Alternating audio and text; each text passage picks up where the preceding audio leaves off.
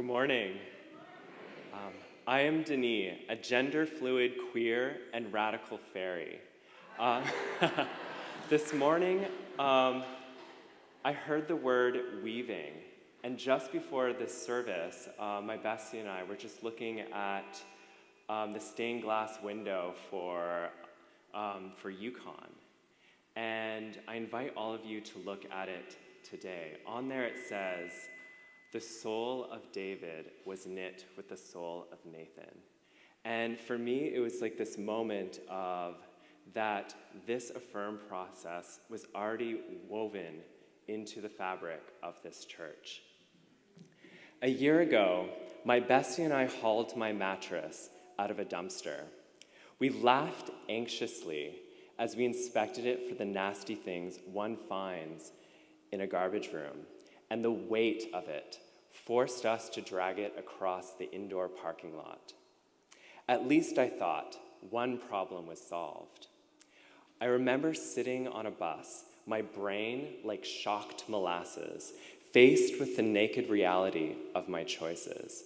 My 5-year relationship blown to bits, and my credit card hungrily amassing penalties over and over again. A voice like a growing siren kept saying, "Just another $100, just another $100, just $100 to pay my rent."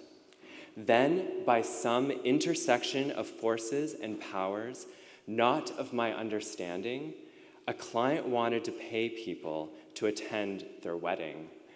Hungry for them bills, reining in my desperation, I knew no other answer than yes. Yes! I remember nothing of that wedding except for the moment of serenity that enveloped me. And in that space, I acknowledged and witnessed the unmanageability of my life. I knew somehow I needed to fill it, to feed my soul a different diet.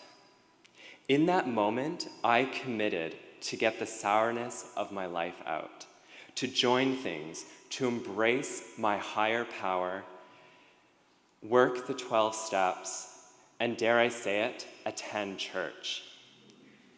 I remember quaking in disbelief when I was handed $100 later that day.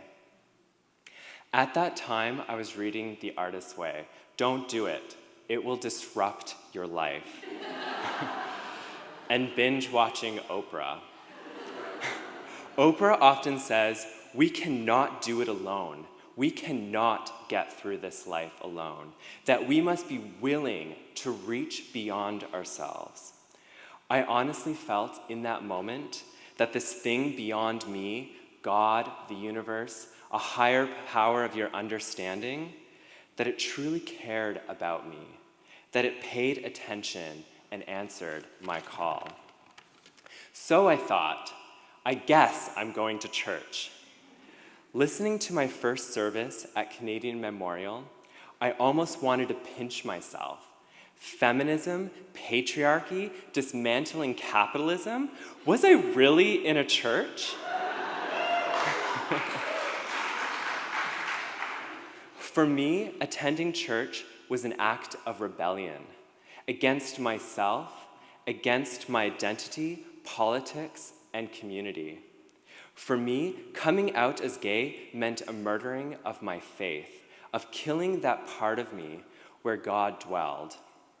I could not survive as a gay man and live in a world that contained this foci of spirit.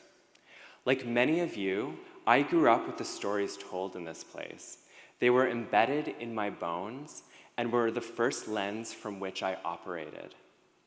Unlike here, the stories I grew up with were a chimera, stories that contained patriarchal dogma, fears, and a denial of truth. I remember praying in the darkness of my bedsheets, saying, "No, God, not gay," wrestling with the sin that was growing inside of me and my inevitable eternity in hell.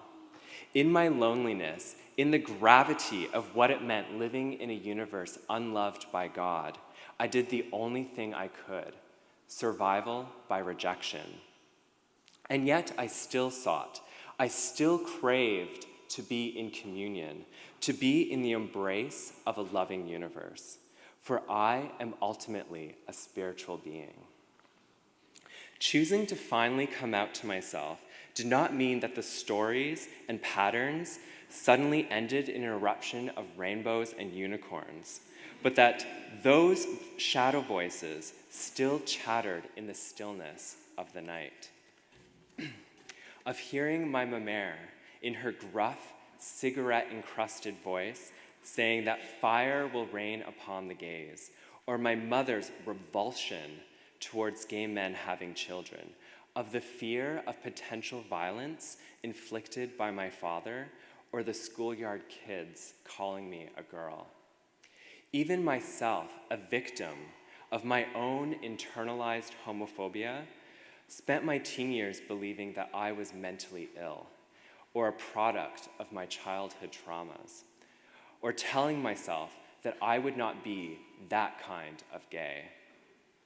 Accepting my sexuality was a re-education of myself, of expanding my narrow view of humanity.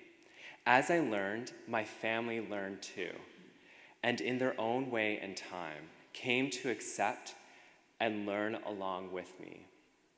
It was here, in this place, that I first truly witnessed the God-sized hole within me, a deep and dark abyss that I tried to fill with alcohol, cannabis, food, and possibly anything else that could potentially fit.